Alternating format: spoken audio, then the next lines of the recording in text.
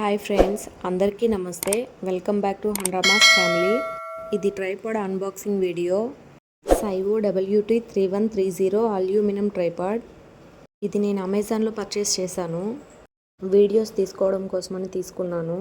Cooking videos, self videos అన్నీ తీసుకోవడానికి. దాన్ని ఓపెన్ చేయడానికి చాలా కష్టపడిపోతున్నాను. అది ఎటు సైడ్ నుంచి ఓపెన్ చేసినా ఓపెన్ అవ్వట్లేదు అసలు. మా హస్బెండ్ దాంతో కుస్తీ పోటీ చేస్తున్నావా అంటున్నాడు అక్కడ.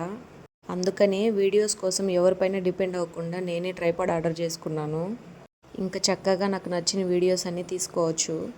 మీలో ఎవరైనా తీసుకోవాలనుకుంటే అమెజాన్లో వెళ్ళి తీసుకోండి. 799 రూపీస్.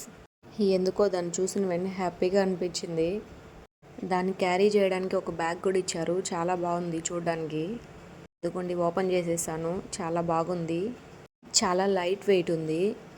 మా హస్బెండ్ నన్ను వెక్కిరిస్తున్నాడు అక్కడ. మా అమ్మతో చెప్తున్నాడు డబ్బులంతా వేస్ట్ చేస్తుంది వీటి కోసమని.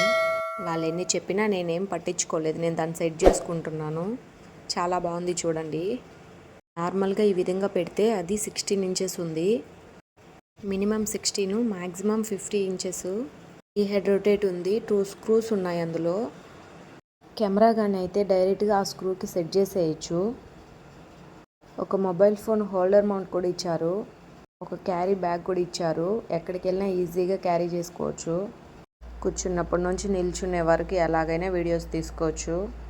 అదే ఫోన్ హోల్డరు. దాన్ని ఆ స్క్రూకి సెట్ చేసేయాలి అంతే.